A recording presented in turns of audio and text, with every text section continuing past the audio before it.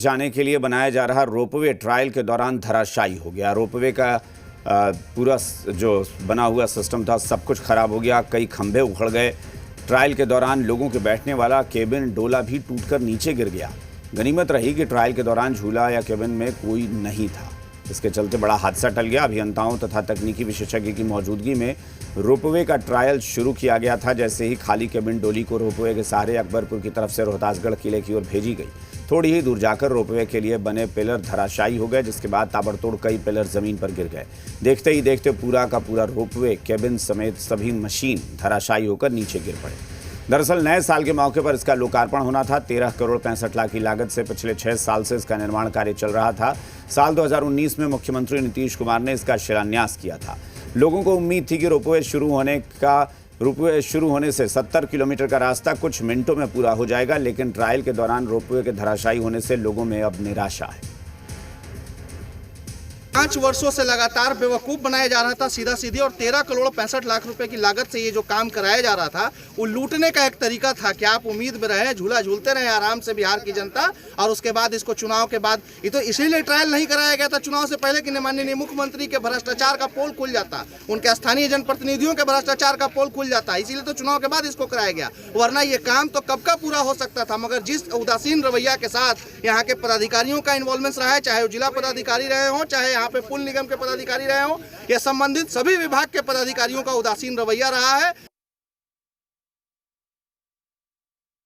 बिहार सरकार की महत्वाकांक्षी योजना जो आप हमारे पीछे देख सकते हैं कि रोपवे का निर्माण किया जा रहा था, और जो विकास पुल निगम के द्वारा, और ये जो रोपवे के काम को लेके कई जद्दोजहद हुई, कई तरह की घटनाएं हुई, उसके बाद कहीं ना कहीं सरकार का आईना आया, उसके बाद ये काम शुरुआत हुआ। लेकिन जो स्थिति अभी बनी हुई कि रोपवे जैसे ही बन के तैयार हुई और जो ट्रायल हुआ, उसके बाद जो है ट्रायल के दरमियान ही रोपवे का 2 जो खंभा है वो टूट गया, और कहीं ना कहीं जो व्यवस्था है, जो पुल निगम की जो कंपनी है, उन पे कहीं ना कहीं सवाल उठाए जा रहे हैं कि किस तरह से निर्माण किए जा रहे थे। ये बताएं क्या मैंने कैसे ही घटना घट गई।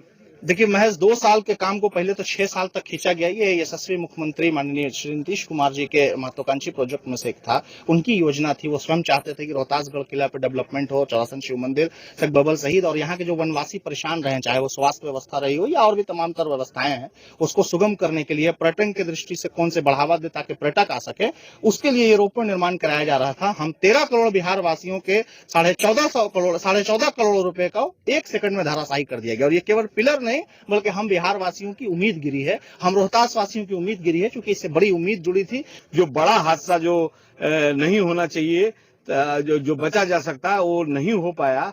कहीं ना कहीं ये डब्बा ट्रायल में ही कार्य में इस तरह का कमी दिखा, तो कहीं ना कहीं स्थानीय लोगों का भी ये कहना है कि लोगों की जान बची।